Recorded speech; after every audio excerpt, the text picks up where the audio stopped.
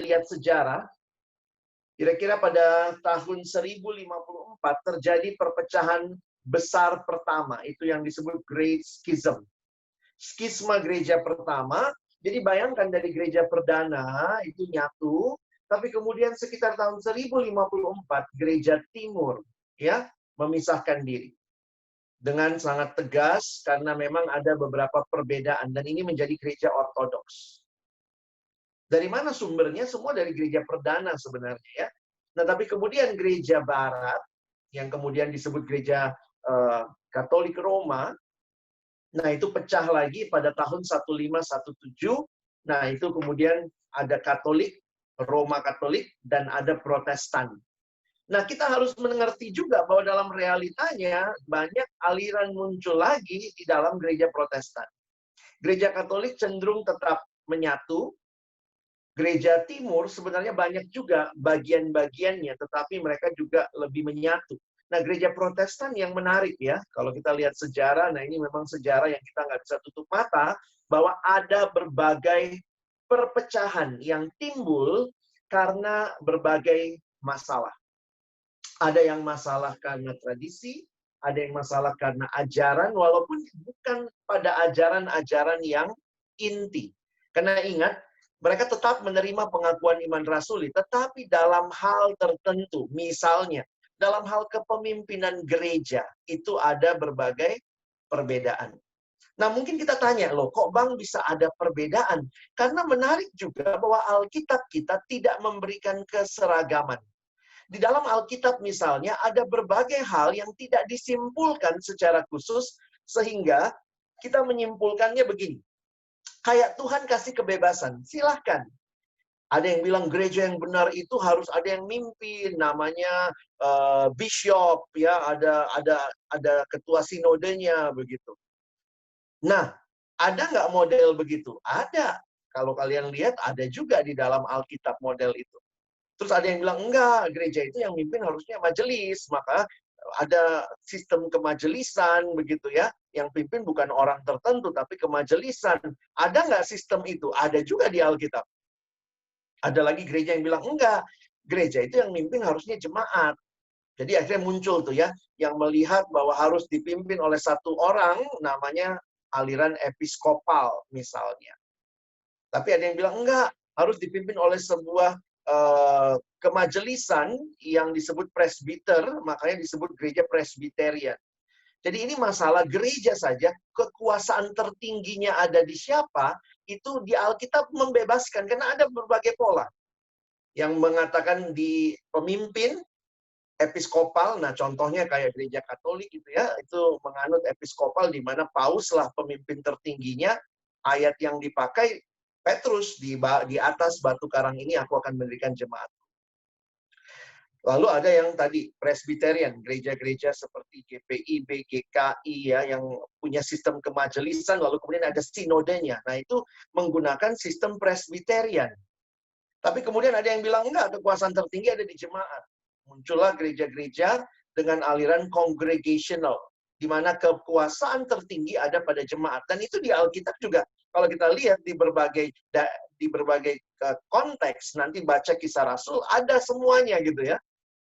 Ada yang rasul-rasul di Yerusalem, tapi kemudian Paulus waktu keliling dia angkat penatua. Jadi kalau kita berantemin hal seperti itu, ya memang buat beberapa bagian nggak esensi banget ya. Tapi ternyata dalam sejarah ya telah membuat gereja menjadi berbagai bagian. Gereja-gereja yang lebih congregational itu misalnya gereja Baptis, gereja Pentakosta juga beberapa itu setiap jemaat independen, tidak diatur oleh sinodenya. Nah, teman-teman ini realitanya. Tapi bagaimana kita melihat hal ini? Ya, nah satu buku yang bisa teman-teman akses kalau suka baca sejarah ya. Tapi saya pikir beberapa kesimpulannya menarik. Bahwa perbedaan-perbedaan doktrin itu sudah tidak terelakkan, sudah berlangsung 2000-an tahun. Ya. Dan saya pikir sekali lagi itu tidak membuat kita akhirnya melihat ini sebagai hanya sebuah perpecahan. Karena yang menarik biasanya menurut saya kalau kalian pelajari sejarah, Dalam hal-hal yang primer sama kok. Yesus Tuhan, Yesus Juru Selamat. Kita bedanya tuh kayak cara baptisan, kapan perjamuan kudus, berapa kali perjamuan kudus setahun gitu ya. Nah, karena itu nomor 2. Perbedaan doktrin yang ada bukan dalam doktrin primer. Kalau dengan doktrin primer itu langsung jadi gereja sesat tadi ya. Begitu dia nggak terima Yesus sebagai Tuhan, udah. Nah, kita tuh terima, tapi perbedaannya dalam hal-hal tata ibadah, pemerintahan gereja, akhir zaman. Kita semua yakin Yesus pasti datang. Tapi ada gereja yang meyakini Yesus datangnya nanti kita diangkat dulu ke awan-awan. Ada yang bilang nggak ada angkat-angkat, langsung datang. Nah itu, kita semua meyakini Yesus pasti datang. Tapi bagaimana tahap kedatangannya? Karena Alkitab tidak memberikan sebuah skenario. Nah, jadi kalau kita pelajari, makanya gereja dalam memahami doktrin sepanjang sejarah, nah ini menimbulkan banyak perbedaan. Perbedaan tersebut jangan dipikir selalunya jelek, ya. Bisa bawa manfaat. Karena orang Kristen bisa dikuatkan dengan give and take, kita bisa discuss, kita bisa saling mendoakan, dan kita juga bisa bicara hal-hal yang tidak disepakati dan tanpa harus bermusuhan. Kamu percaya pengangkatan, saya tidak percaya pengangkatan. Kamu percaya baptisan harus waktu masih kecil, saya percaya baptisan misalnya harus waktu sudah besar. Itu tidak membuat kita terpecah. Kita meyakini yang menyelamatkan bukan baptisan, kan? Yang menyelamatkan Yesus Kristus. Nah, yang percaya sama Yesus, dibaptisnya kayak apa? Nah, itu kan masalah sekunder sebenarnya. Ya, karena kita diselamatkan bukan karena banyaknya air, ya. Jadi kadang-kadang kalau orang diskusi, ayo lu mesti baptis cara ini nih, biar lu selamat betul. Loh, apakah selamat karena jumlah air? Bukan begitu ya. Nah, jadi saya pikir menarik sekali untuk memperhatikan perbedaan-perbedaan ini. Yang keempat, tidak ada satu struktur organisasi tunggal yang bisa mewakili gereja. Nah, saya sudah bilang tadi ya, karena di dalam Alkitab sendiri juga terbuka. Nah, karena itu, hati-hati dengan sektarianisme, kecenderungan menganggap gereja sayalah yang paling sempurna. Selama kita dalam dunia, kita sadar there is no perfect church. Perfectnya kapan, Bang? Ya nanti waktu Yesus datang. Ya udah, kita sekarang berarti ada di dalam gereja-gereja yang tidak perfect, tetapi gereja-gereja yang terus berjuang menghidupi kebenaran. Dan dalam hal yang sama, intinya kita sama, tapi dalam hal yang lain kita mesti mengakui kita ada perbedaan. Ada yang bilang, oh gereja saya paling sempurna, Bang. Benar. Ada yang bilang gini, kalaupun ada gereja yang sempurna banget, begitu kamu masuk, join, jadi anggota di situ, maka langsung gerejanya jadi nggak sempurna. Ya, kalian tahu lah gara-gara siapa ya. Jadi memang tidak ada dari kita yang sudah sempurna. Nah, karena itu gereja juga sebenarnya menyatakan begitu ya, kesatuan. Yang kelima, kesatuan didasarkan pada Injil yang sama. Ya, jadi kita percaya pada Injil yang sama, diekspresikan melalui kerjasama antara berbagai denominasi yang berbeda. Jadi kita akhirnya tidak bicara perbedaan-perbedaan walaupun ada, tapi kalau kita mau bicara perbedaan ya balik ke gereja masing-masing. Dan saya melihat menarik ya, hal ini terjadinya indahnya di PMK, di PO, di persekutuan mahasiswa. Kita tuh bisa duduk sama-sama memikirkan program tanpa bergumul, berdebat soal bagaimana cara baptisan, siapa yang harus memimpin gereja. Karena saya pikir ya ada hal yang lebih esensi. Apalagi pembinaan di mahasiswa kan paling banter 3-4 tahun. Kita tidak masuk ke dalam perbedaan-perbedaan yang memecah belah. Kita bicara hal-hal esensi, bagaimana bertumbuh, bagaimana hidup dalam Kristus, bagaimana hidup jujur, hidup benar, hidup kudus. Dan saya pikir itu semua kita setuju. Mau denominasi apapun kamu. Jadi, karena itu saya menyimpulkan, perbedaan denominasi bukanlah perpecahan. Maaf ya, maksudnya si Jeremy Burrow ini ya, dalam bukunya ya. Perpisahan yang damai, ya memang banyak perpisahan yang menyakitkan, tapi juga banyak yang damai ya, karena memang merasa meyakini hal yang berbeda. Dalam hal inti sama, Yesus Tuhan dan Juru Selamat.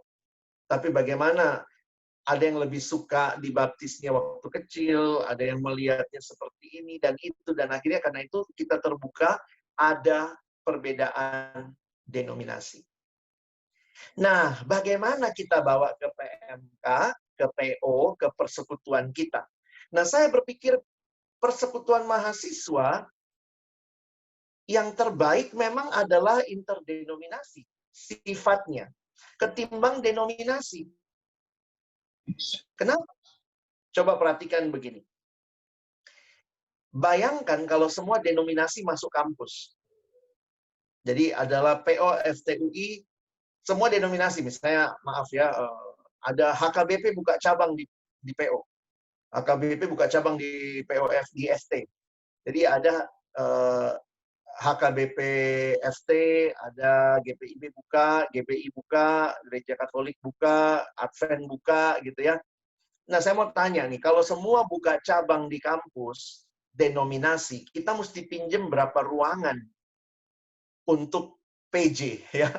Minjem satu aja susahnya luar biasa, apalagi mesti banyak seperti itu. Karena itu saya meyakini di dalam anugerah Tuhan, kita itu satu keluarga dalam sebuah rumah, seperti gambar poster kita hari ini ya. Rumahnya itu namanya PO. Dan PO ini sifatnya interdenominasi. Karena kalau PO ini di bawah denominasi tertentu, belum tentu saya mau ikut. Oh, PO itu di bawah GBI. Enggak, saya GPIB, ngapain ke situ? Oh, PO itu di bawah Advent. Udahlah, ngapain ke situ ya, itu Advent, saya bukan Advent. Tapi karena PO ini adalah semua orang yang percaya pada Kristus bisa datang, nah di situ saya pikir keindahannya. Kita silahkan bicara denominasi di gereja masing-masing. Tapi waktu ada di PO, maka sifat ketersalingan antar denominasi ini menjadi kekayaan yang menolong kita memaksimalkan kesatuan supaya kita bertumbuh. Jadi ini kita rindukan jadi movement. Ya, interdenominasi adalah sebuah movement. Apa kira-kira tandanya? Di kampusmu sudah ada nggak movement interdenominasi? Adalah hadirnya mahasiswa yang menyadari dan menghargai keberagaman yang ada dalam PO, dalam tubuh Kristus. Dan bukan hanya sadar, bukan hanya menghargai, tapi menjaga dan memperjuangkan kesatuan di dalam PO. Kalau kita masih pecah-pecah, kita masih sibuk sama denominasi kita masih sombong merasa gereja kita lah yang paling benar, saya pikir itu belum menunjukkan sifat interdenominasi. Nah, kita mesti sadar, PO, pelayanan oikumene, persekutuan oikumene, dan interdenominasi ini menjadi bagian yang dipilih, ya. Nah, saya coba kasih pemahaman ini. Pelayanan mahasiswa dan interdenominasi. Kenapa kita bersifat interdenominasi? Karena memang sebenarnya pelayanan mahasiswa itu bukan gereja. Dalam arti organisasi. Kita adalah gereja dalam arti tubuh Kristus. Tapi dalam arti denominasi, dalam arti organisasi, kita bukan di bawah sebuah organisasi gereja. Kenapa? Karena sekali lagi, tujuan pelayanan mahasiswa itu spesifik. Ya, siapa yang kita jangkau? Yang kita jangkau cuma mahasiswa, kan? Ada nggak POFT melayani opung-opung, encim-encim, engkong-engkong yang udah tua gitu? Nah, ini yang kita pikir itu bagiannya gereja. Kita sebagai perpanjangan tangan gereja di kampus, sebenarnya kita ini hadir dalam tujuan spesifik, hanya melayani mahasiswa. Jadi memang akan jadi kacau sebenarnya kalau semua gereja masuk kampus. Ya. Dan tujuannya fokusnya jelas. Kalau gereja itu ada anak kecil, ada remaja, ada pemuda, ada dewasa, ada lansia. Jadi memang gereja sangat kompleks. Sementara pelayanan mahasiswa spesifik. Nah, sifat pelayanan mahasiswa pun temporer. Kita nggak akan selamanya di PO ya, kecuali kamu jadi nggak lulus-lulus gitu ya. Itu pun ada batasnya mahasiswa ya. Setelah lulus, nah kita kembali ke gereja. Jadi sebenarnya saya menghayati PO itu seperti halte. Gereja itu terminalnya. Jadi akhirnya kita juga jangan kita nggak, makanya bagi saya kalau denominasi masuk ke kampus, emangnya mau selama-lamanya di PO begitu ya. Itu yang saya pikir harus membedakan. Dan fungsi pelayanan mahasiswa terbatas. PO tidak melayani baptisan, PO tidak melayani perjamuan kudus, apalagi pemberkatan nikah, ya. Walaupun kamu anggota PO bilang sama pengurus, "Bang, Kak, minggu depan boleh nggak saya diberkati pernikahan?" Enggak, ya.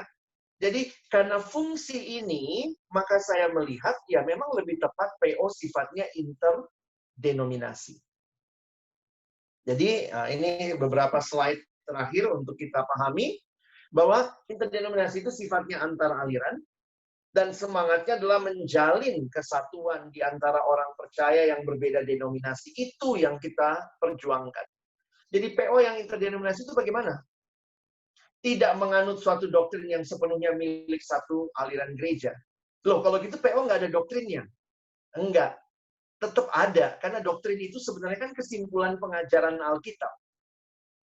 Jadi dari mana? Dari apa doktrin dasarnya? Secara mendasar, kita mengikuti doktrin yang pada umumnya dianut oleh gereja-gereja yang percaya pada kebenaran Alkitab. Ini yang Abang bilang tadi, kita percaya kepada pengakuan iman rasuli. Kita percaya Yesus adalah Tuhan, Yesus adalah Juru Selamat, Yesus bukan manusia biasa, dia bukan manusia super. Kita percaya Roh Kudus bukan cuma kuasa, tapi adalah pribadi Allah. Kita percaya bahwa Alkitab adalah firman Tuhan, bukan Alkitab mengandung firman Tuhan, yang lainnya firman iblis. Kita menghayati, nah itu dalam kepercayaan-kepercayaan utama, kita berpegang kepada apa yang Alkitab sampaikan. Lalu bagaimana kita menyikapi perbedaan? Nah, saya pikir justru menarik ya, di dalam PO ini, kita bisa berdiskusi dengan teman dari aliran yang berbeda. Kalau misalnya kalian masuk dalam kelompok kecil, kita akan bersyukur ya. Wih, ini dari gereja X, Y. Kita bisa sharing, saling sharing. Dan akhirnya, pengalaman Abang ya, seringkali perbedaan doktrin yang begitu kelihatan, sebenarnya bukan kontradiksi, teman-teman. Kalau kita mau rendah hati aja, itu banyak yang bukan kontradiksi, tapi perbedaan yang menurut saya saling melengkapi. Karena kita nggak, kadang-kadang kita berantem untuk hal-hal yang sama-sama nggak jelas. Ya, dalam arti begini, bukannya Alkitab tidak jelas, tapi Alkitab memberikan kebebasan. Jadi kita berantemin antara A dan B, yang Alkitab sebenarnya bilang, no problem, mau A silahkan, B silahkan. Nah, jadi itu hal yang menarik untuk kita pikirkan. Jadi bagaimana mengusahakan interdenominasi? Saya pikir ini semangat yang harus kita bangun. Pengajaran dalam PO haruslah what the Bible say. Jadi bukan cuma begini. Saya pikir diskusi yang baik di antara kita bukan, kata pendetaku begini, kata doktrin gerejaku begini, di denominasiku harus begini. Tapi yuk kita sama-sama belajar. Alkitab bilang apa sih? Nah, di sini butuh kerendahan hati dan berlaku prinsipnya. Waktu kita menggali, lihat lagi di Alkitab, kita sadar ada hal-hal yang esensi. Hal yang esensi kita harus sama. Yesus Tuhan, Yesus Juru Selamat, keselamatan hanya dalam Kristus. Itu nggak boleh beda. Kalau beda ya kamu masuk yang sesat tadi. In essential, unity. Tapi ada hal-hal yang non-essential. In non-essential, liberty. But in all things, harusnya sikap dalam semuanya adalah charity. Charity ini bicara kasih. Ya, jadi ini gambarnya kira-kira. Memang ada perbedaan, tapi masih terlalu besar kok wilayah di mana kita bisa unity. Yang tengah itu ya. Kita bisa bicara tentang pertumbuhan dalam Kristus, tentang bagaimana menggali Alkitab, tentang membaca, tentang berdoa, tentang berpuasa. Itu bisa kita bicarakan. Dan itu kita bisa bicara dalam kesatuan. Ya. Jadi, menyikapi perbedaan juga saya pikir mesti hati-hati ya. In essential unity, tapi juga kita menolak sikap yang mengatakan semua agama sama, itu mah pluralis. Saya pikir bukan demikian. Kalau kita udah jatuh ke pluralis, we miss the point juga mengerti interdenominasi. Kita bilang, oh di dalam hal-hal yang nggak esensi, liberty. Tapi kemudian, karena bebas kan, tapi kalau saya bilang, oh bebas, ya udah gerejamu, tapi apa? Gerejaku yang paling benar. Saya pikir juga kita jadi sektarian. Ya, dan saya pikir dalam pengertian ini, mari sama-sama kita rendah hati. Dan kita pun, apa ya, kalau saya suka pikir gini, kita excited to expect what the Bible will reveal to us. Kapan itu? Ya, akhir zaman. Nanti waktu Yesus datang, disitulah gereja yang sempurna akan ada, gitu ya. Kita baru bisa lihat sebenarnya seperti apa. Kadang-kadang menarik lah kalau kita baca Alkitab itu ya. Gimana pujian? Karena ada gereja yang memuji Tuhan itu hingar-bingar. Wih, luar biasa ya. Luar biasa. Sampai kalau mati lampu kayaknya Roh Kudus pergi gitu ya. Karena saking pakai musik yang megah. Ada gereja yang memuji Tuhan diam banget, tenang sekali. Sampai kalau jarum jatuh pun terdengar gitu. Yang mana yang tepat? Nah, ini kan kadang-kadang saya pikir, ya udahlah tunggu nanti gimana Tuhan ya. Waktu kita ketemu Tuhan Yesus di akhir zaman, kita akan melihat bahwa memang kita nggak bisa bilang inilah satu-satunya cara. Gereja yang benar hanya yang diem. Yang satu enggak, gereja yang benar adalah gereja yang memuji Tuhan dengan sorak-sorai. Nah, ada satu bagian di kitab Wahyu yang Abang pernah baca, itu memberikan saya gambaran gereja yang sempurna ya. Waktu dikatakan 12 tua-tua itu tersungkur. Lalu mereka melemparkan mahkotanya. Itu bayangkan, gimana tersungkur, melepaskan mahkota. Oh, mungkin kalau kalian baca, wih, bener kan? Harusnya gereja itu tenang, tersungkur, diam. Tiba-tiba kalimat belakangnya. Lalu mereka berseru dengan suara nyaring dan bersorak-sorai. Itu gimana tuh?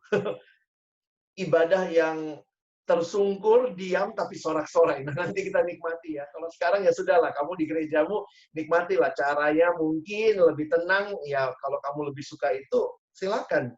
Poinnya adalah kita tidak berantemin hal-hal yang seperti itu. Nah, karena itu ini beberapa slide terakhir, ingat ya, PO bukan gereja. Sehingga kita tidak melakukan aktivitas-aktivitas yang khusus di gereja. Nah, kita menghayatinya mungkin lebih tepat, saya pikir begini ya. PO ini perpanjangan tangan gereja. Walaupun banyak gereja yang nggak terlalu dukung PO ya. Karena mungkin gereja curiga, kok jemaatku malah disuruh melayani di kampus gitu ya. Kalau kita menghayati sebenarnya gereja itu, PO ini perpanjangan tangan gereja. Habis dibina di PO, siapa yang nikmati pembinaan kamu dibina? Gerejamu. Jadi saya pikir gereja harusnya nggak boleh curiga sama pelayanan mahasiswa ya. Karena kita sebenarnya sedang membangun orang, kita nggak bikin gereja baru, kita membangun orang untuk dia dibangunkan dan dibalikkan ke gereja. Jadi tidak boleh terjadi tindakan pindah gereja. Saya pikir PO yang interdenominasi bukanlah menyuruh-nyuruh orang pindah gereja. Kalau kamu memang pindah karena kesadaran sendiri, setelah belajar saya kok lebih cocok yang sana, kamu pindah bukan karena disuruh PO. Tapi karena kamu belajar, kamu sadar, kamu mau lebih tepat merasa ada di denominasi tertentu, silakan. Nah, jadi jangan juga menganggap ibadah rutin PO setiap Jumat, tiap Minggu itu sudah menggantikan ibadah gereja. Sampai hari Minggu nggak mau ibadah. Kenapa? Kan udah waktu hari Jumat kemarin. Ada yang bilang, kan ngasih persembahan juga gitu ya. Tapi kita nggak demikian. PO hadir mendukung gereja. Nah, jadi kesimpulannya, PO hadir di kampus sebagai wadah interdenom, bukan hanya untuk diri sendiri, tapi untuk mendukung gereja Tuhan. Saya pikir PO harus sadar itu ya. Kita hadir untuk mendukung gereja Tuhan, membina orang-orang yang akan kembali berkarya di gereja. PO sebagai alat pemersatu jemaat. Harusnya PO tetap interdenom. Jangan PO jadi sumber perpecahan. Ya, harus terus ditingkatkan peran PO dalam kesatuan ini. Dan yang terakhir, keterlibatan kita di dalam dan melalui PO, sebenarnya ini memupuk semangat oikumene yang akan berguna bagi masa depan gereja. Saya pikir indah sekali ya, kira-kira mungkin 10-15 tahun lagi, masing-masing kan lulus dari kampus, lulus udah nggak di PO, tapi kemudian kamu ada di gereja masing-masing, lalu kemudian kamu jadi majelis mungkin di gerejamu, terus waktu ada kerjasama dengan gereja ini, terus waktu kamu lihat, wih, ternyata teman saya loh majelis di sana, dan modal kita yang dinikmati waktu PO, saya pikir itu modal yang sangat berguna bagi masa depan gereja yang masih sibuk dengan denominasinya. Kiranya PO menjadi alat Tuhan membangun kesatuan yang dirindukan. Satu waktu kelak, pasti terjadi. Karena itu kehendak Tuhan, supaya mereka semua satu. Itu gambaran yang kita lihat di dalam kitab Wahyu. Nah, bagi saya itu sekali lagi bukan gambaran keseragaman. Karena dituliskan di kitab Wahyu. Lalu aku melihat sejumlah besar orang, kumpulan orang yang sangat banyak. Tapi ada kalimatnya, dari berbagai suku, latar belakang, ya, suku, bahasa. Jadi saya melihat bahwa Tuhan menyatukan kita tanpa menghilangkan perbedaan-perbedaan kita. Kenapa? Karena itu justru makin menunjukkan betapa Allah kita bukan juga Allah yang cuma satu, Allah satu pribadi. Kekristenan percaya kepada satu Allah yang menyatakan diri di dalam 3 pribadi. Jadi, kiranya setelah kalian mengerti interdenominasi ini, kalian jadi bisa lebih menghargai PO, lebih terlibat di dalamnya, sama-sama membangun, dan akhirnya kalian paham betul, ini semua buat mendukung gereja Tuhan yang akhirnya menggenapkan doa Tuhan Yesus. Kiranya Tuhan menolong kita sebagai anggota-anggota di PO, mungkin banyak adik-adik baru, angkatan baru, apaan sih PO ini? Nah, kiranya kalian makin memahami, makin terlibat, bukan hanya karena wajib, mabim, tapi benar-benar ini wadah yang Tuhan berikan loh di kampus. Untuk kita terus bertumbuh kenal Tuhan. Mari kita berdoa. Bapak Surgawi, terima kasih buat firman-Mu. Terima kasih buat setiap pengertian yang kami boleh terima di tengah-tengah kehadiran juga persekutuan oikumene di kampus kami. Terima kasih karena wadah ini menjadi alat kasih karunia Tuhan, mendewasakan kami, membangun kami, menyatukan kami bagi kemuliaan nama-Mu. Dan kami berdoa, biarlah kesatuan kami yang ada di PO FTUI di kampus benar-benar seperti yang Tuhan Engkau doakan. Supaya melalui kesatuan kami, dunia melihat Tuhan. Dunia percaya kepada Tuhan. Kampus Teknik UI melihat Tuhan melalui kesatuan yang diperjuangkan, dikerjakan di dalam POFTU. Terima kasih, berkati terus persekutuan kami, setiap orang-orang yang terlibat, pengurus, pemimpin kelompok kecil, semua jemaat. Berkati setiap ibadah-ibadah yang dikerjakan, setiap doa, kesempatan berdoa bersama, dan juga kelompok-kelompok kecil yang bertumbuh, kiranya makin menyatakan Kristus bagi dunia ini. Sekali lagi kami bersyukur, berterima kasih buat kesempatan ini. Tolong kami, bukan cuma jadi pendengar firman, tapi kami mau jadi pelaku-pelaku firman-Mu. Dalam nama Yesus kami berdoa. Amin.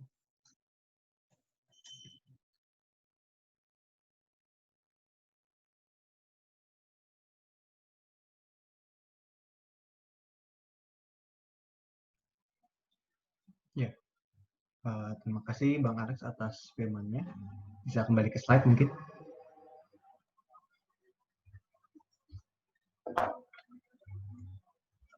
Ya, baiklah kita seperti yang dikatakan pada firman tadi, baiklah kita berfokus kepada what the Bible say ya, dalam menjalani persekutuan kita di PFT ini. Mari kita bersama-sama membuat persekutuan ini menjadi cara kita bisa bertumbuh di dalam Kristus yang satu. Aku ajak kita menyanyikan sebuah lagu, Kita Satu Keluarga Dalam Kristus.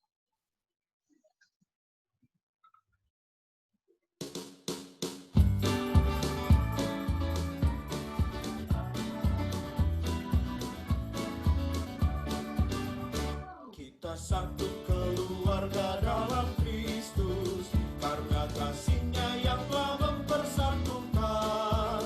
Marilah kita saling membangun terus di dalam pengenalan akan Tuhan. Kita satu keluarga dalam Kristus, alangkah indah duduk bergandeng tangan. Marilah kita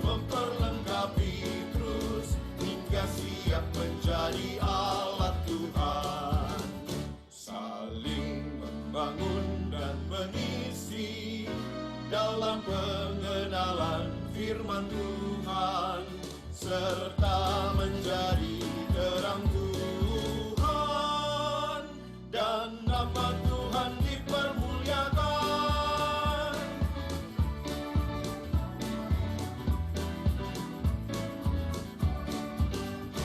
Kita satu keluarga dalam Kristus, karena kasih-Nya yang telah mempersatukan.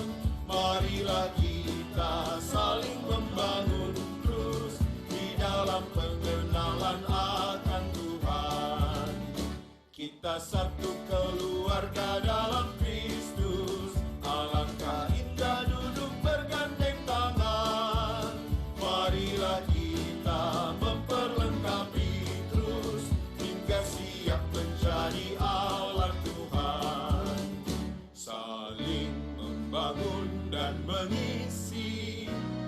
dalam pengenalan firman Tuhan, serta menjadi terang Tuhan, dan nama Tuhan dipermuliakan. Kepada pendosia dipersilahkan.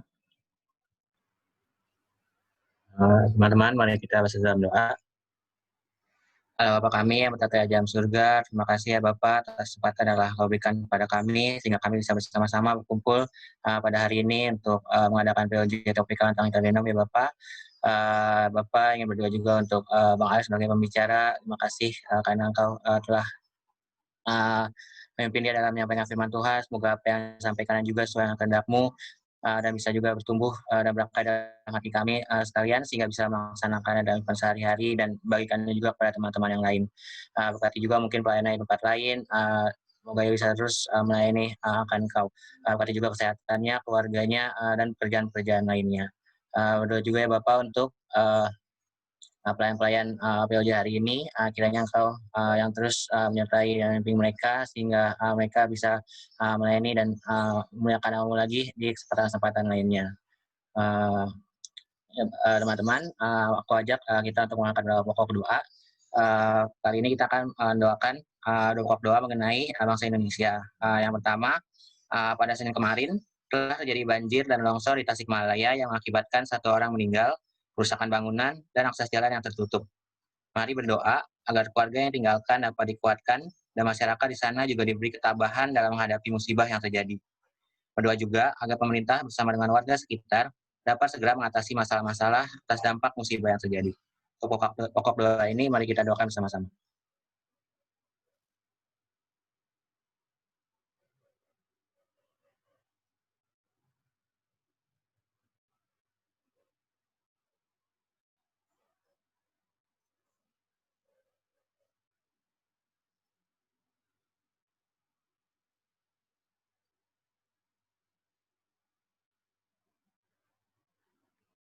Pokok doa yang kedua, seperti yang kita tahu, banyak aksi-aksi demonstrasi yang dilakukan oleh masyarakat, baik oleh mahasiswa maupun warga sekitar yang menolak pengesahan RUU Cipta Kerja.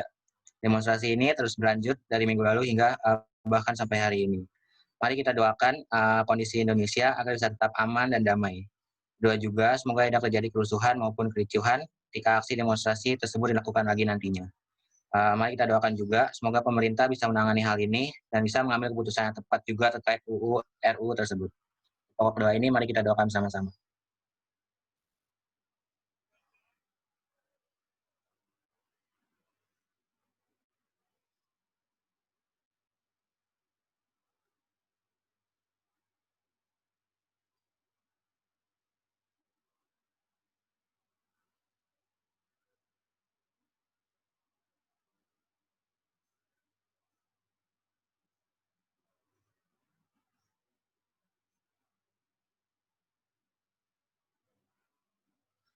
Oke Bapak, itulah pokok doa yang kami panjatkan kepada hadirat-Mu. Kiranya Engkau bersedia untuk mengabulkan doa-doa kami tersebut.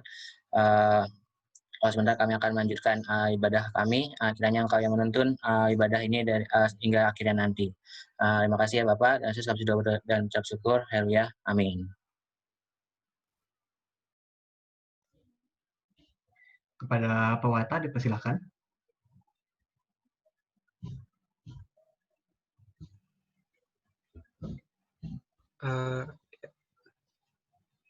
Shalom teman-teman semua. Perkenalkan, nama aku Nomensen dari Teknik Perkapalan 2017. Jadi sebelumnya aku ingin mengucapkan terima kasih buat pelayan-pelayan kita yang sudah dengan senang hati dan bersukacita untuk melayani kita di POJ pada hari Jumat ini.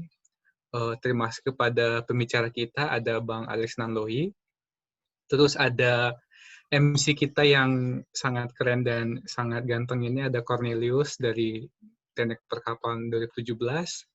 Juga ada operatornya itu dari si acara, dan juga pendoa syafaat kita tadi ada Bang Ivan dari Tekom 18. Nah, Kami juga ingin mengucapkan selamat ulang tahun kepada teman-teman adik-adik kita yang berulang tahun di seminggu belakangan ini dari 10 sampai 16 Oktober. Ada Anggita Grace dari DTS 2018, terus ada Felicia, ada Stephen, ada Gloria, dan ada Noah.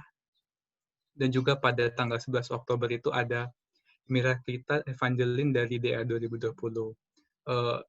Semoga panjang umur dan juga semakin ditumbuhkan lagi dalam Tuhan. Berikutnya pada tanggal 14 Oktober itu yang berulang tahun itu ada Daniel Sheldy dari DTE 2018, ada Hansel dari DTE 2018, dan ada Evianti Magdalena Siregar dari DTK 2020. Dan di tanggal 15 Oktober itu ada Jeremia Jun dari DTE 2019, ada Samantha dari DTE 2019, dan ada Jose Rico dari DTS 2020. Selamat ulang tahun kepada teman-teman kita ini. Nah, juga pada tanggal 16 Oktober itu ada Litani dari DTE 2017, ada Leslie dari DTS 2019, dan ada Asalam Riyadi dari DTS 2019, juga ada Grace Deborah dari DTK 2020. Sekali lagi aku mengucapkan selamat ulang tahun dan Tuhan Yesus memberkati. Selanjutnya mungkin bisa saya alihkan kepada Panpen buat ibadah WTTF yang mungkin akan diadakan pada hari Sabtu ini. Silakan kepada Panpen. Oke, makasih Bang Nomensen yang ganteng. Shalom adik-adik dan kawan-kawan. Aku dari Panpen mau ngingetin mungkin untuk kepada mahasiswa-mahasiswa baru 2020, kita dari kami dari penyambutan ada ibadah nih, ibadah WTTF namanya. WTTF itu adalah Welcome to the Family. Ini jadi ibadah yang emang dikhususkan untuk kalian dalam rangka penutupan penyambutan rangkaian mahasiswa baru dan penyambutan kalian di keluarga besar POFTUI. Jadi jangan lupa datang di besok Sabtu 17 Oktober jam 11 sampai 13. Jadi luangkan waktunya ya adik-adik semua. Terima kasih.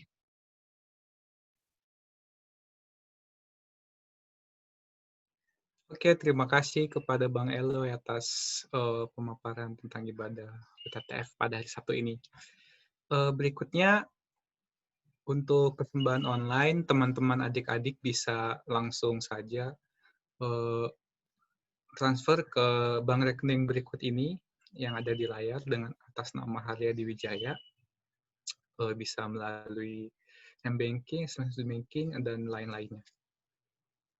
Terus untuk teman-teman yang mungkin memiliki pergumulan pribadi atau ingin curhat atau ingin didoakan secara pribadi, mungkin bisa menghubungi Doa dan Pemerhati PFT melalui DM di Instagram atau langsung email saja. Jadi, selain juga Doa Pemerhati, mungkin teman-teman bisa ingin didoakan oleh pengurus ataupun pelayan-pelayan lainnya juga sangat dibolehkan. Yang penting itu kita juga ingin mengasih tahu bahwa pokok doa yang teman-teman sampaikan itu hanya diketahui oleh Doa Pemerhati sehingga kerahasiaannya itu terjaga gitu. Berikutnya untuk teman-teman yang mungkin belum bisa dapat hadir atau ingin mengulang lagi tentang materi yang ada tadi yang mungkin disampaikan oleh Bang Alex, bisa melihat di kanal YouTube kita di POFT UI, dan di sini sudah banyak diupload juga POJ yang telah berlalu pada minggu-minggu lalu. Berikutnya itu untuk teman-teman yang mungkin rindu dan ingin banyak lagi memperoleh informasi terbaru, bisa mengakses kanal informasi POFT itu ada melalui Instagram, melalui YouTube, atau melalui email. Dan juga aku ingin menyampaikan juga biasanya itu mulai minggu ini sampai minggu-minggu berikutnya itu POFT mengadakan PDSA tiap hari Kamis jam 5 secara jarak jauh. Jadi teman-teman bisa hadir di PDSA tersebut, persekutuan doa sore hari yang dilakukan melalui platform online. Jadi jangan lupa ajak teman-teman yang lainnya juga ya. Kepada MC dipersilakan untuk mengambil acara kembali. Terima kasih. Kepada Bang Alex, silakan untuk menutup ibadah ini dengan doa. Baik, mari teman-teman kita berdoa. Sungguh kami bersyukur buat ibadah yang Tuhan berikan hari ini.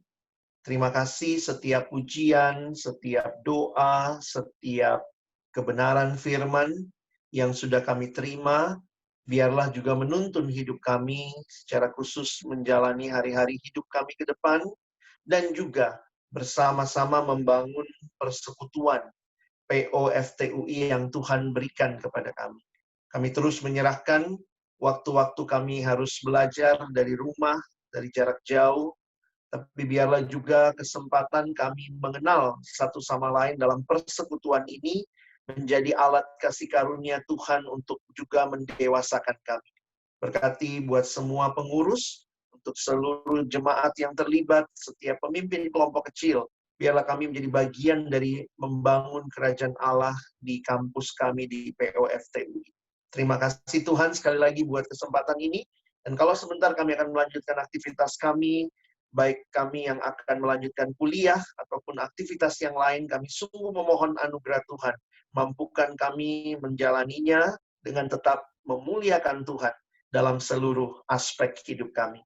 Akhirnya kami menutup seluruh rangkaian ibadah ini dalam satu nama yang kudus. Nama Tuhan kami Yesus Kristus, penebus dan juru selamat kami yang hidup, kami sudah berdoa dan menutup persekutuan kami pada hari ini. Amin.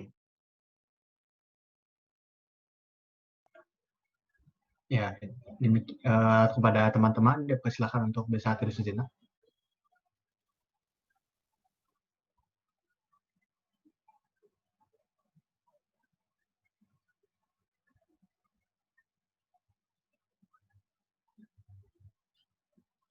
Selamat hari Jumat. Selamat hari Jumat. Selamat hari Jumat semua. Selamat hari Jumat. Ulang tahun Sheldy. Ulang tahun yang ulang tahun. Litani, selamat ulang tahun. Kalau Litani ada nggak ya? Litani. Terima kasih pelayanannya. Zoom. Aduh, Zoom. Terima kasih juga Kreatif ya. Bang Alex. Terima kasih semua. Makasih Bang Alex. Sama-sama. Thank you. Jadi ada Chris Deborah yang ulang tahun, selamat ulang tahun. Aku ulang tahun juga lah hari ini. Ngasal. Udah lewat. Selamat melanjutkan kelas semua. Kelas. Suara aku kayak baru bangun tidur deh. Kapan Dio? Suara gitu. Takut terlalu kuat gitu kalau ngomong. Terima kasih yang sudah bergabung. Sampai jumpa hari Sabtu di WTTF. Iya, WTTF. Sampai jumpa teman-teman di ibadah WTTF hari Sabtu. Besok banget. Besok. Oh, nggak terasa. Sabtu, ada apa Sabtu? Selamat hari Jumat. Ayo kita doa tutup. Ya baik, Ahmad gimana? Sheldy boleh. Oh, oke. Sama-sama, Monica. Interior, aku juga interior. Sama aku juga. Apa sih? Interior industri. Aku juga ini- interior kapal. Interior kapal. Ini Sheldy backup room atau gimana? Sheldy masih sini. Silakan teman-teman buat backup room. Hah? Halo Sheldy. Lagi AFK ya? Apa? Mana mungkin dia AFK, dia kan Iya. operator Lagi diatur. OTW kali OTW. On the way. BTW, bro. Di sini aja nih udah sepi, tapi ada. Karena nggak ada perjamuan kan. Ini yang pimpin. Siapa Ibu? Kan tadi ada dua buka. Hari ini TI, Mat. Nggak mau. Ya, ya. Kami deh. Ideo juga TI. Yuk, jangan nyut-nyut yuk. Iya. Ya. Terima kasih Bang Alex. Ada yang mau Sama-sama. didoakan? Kasih Bang Alex. Kenapa, Dek? Ada yang mau didoakan? Oh, doain pelayanan online aja sama KKR siswa buat besok. Oh, mantap. Abang ini full kayaknya ya aku tengok ya. Semalam juga di tim PO MIFA.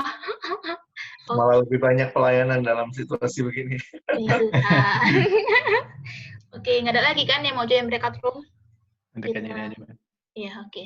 Mari kita bersatu dalam doa. Puji syukur ya Allah Bapa kami panjatkan kehadirat-Mu. Terima kasih untuk ibadah POJ Topikal pada hari ini yang boleh baru saja selesai ya Tuhan. Bersyukur untuk kelancarannya, untuk jemaat yang boleh hadir, untuk pelayan, untuk semua komponen yang terlibat dalam POJ pada hari ini ya Bapak.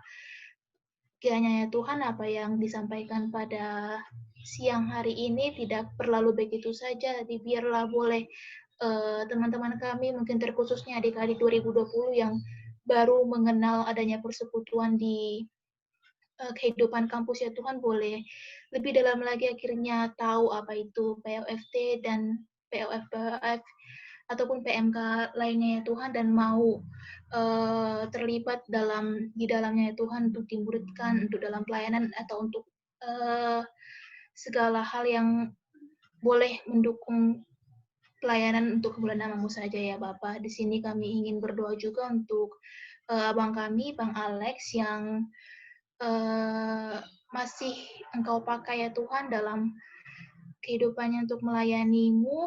Demikian juga besok ada KKR siswa, tempat untuk Bang Alex melayani juga. Kiranya Bapak yang senantiasa pimpin Bang Alex dalam segala persiapannya, berkati juga kesehatan Bang Alex di tengah-tengah situasi ini. Puji syukur Engkau mempercayakan semakin banyak pelayan untuk Bang Alex, biarlah Bang Alex senantiasa fit dan sehat untuk lebih lagi melayani-Mu ya Tuhan. Kami juga ingin berdoa untuk setiap kami, apapun yang akan kami kerjakan setelah selesai dari POJ pada hari ini ya Tuhan, baik itu kembali kelas, mungkin makan siang, atau apapun hal yang kami kerjakan, biarlah kami senantiasa mengingat akan firman-Mu ya Bapa, dan kami pun boleh berlaku sebagaimana orang yang sudah mempercayai Kristus ya Tuhan.